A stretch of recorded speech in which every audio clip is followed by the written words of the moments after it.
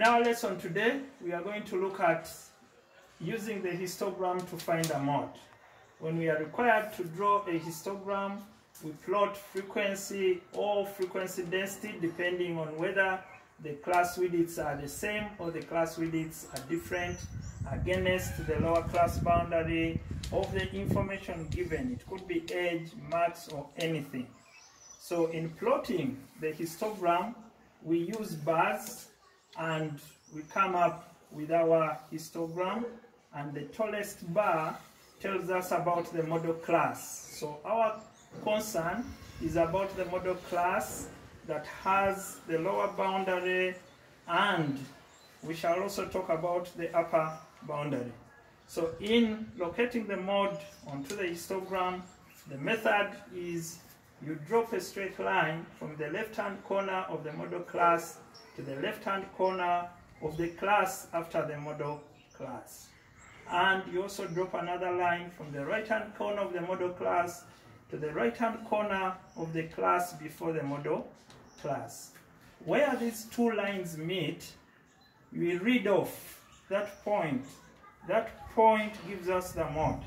And if you put your graph on graph paper, it becomes easy to read off this point by reading this value plus how many extra units, what I call the x value here. So therefore, mod is given by the lower class boundary of the model class plus that x value. But in finding this x value, we need to know how big is this space compared to how big the class is. So we take a ratio of this to this whole class, and therefore this ratio is x over x plus y. X over x plus y. So we take x over x plus y times the class interval. And the class interval is usually obtained by taking the upper boundary minus the lower boundary. But after considering the reading from the graph, we can also see how the frequencies are used.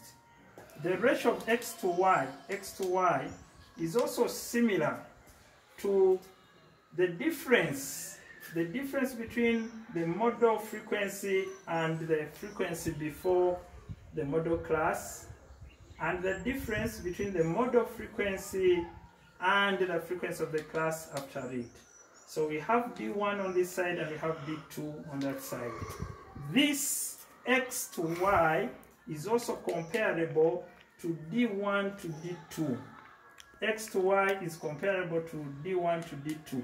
So when I'm looking for the expression of x over x plus y, I can also compare frequencies, and I talk about D1 over D1 plus D2. So therefore, my mod can be written as the lower boundary plus the ratio of D1 over D1 plus D2 times the class interval. So this expression is giving us the formula for finding the mod.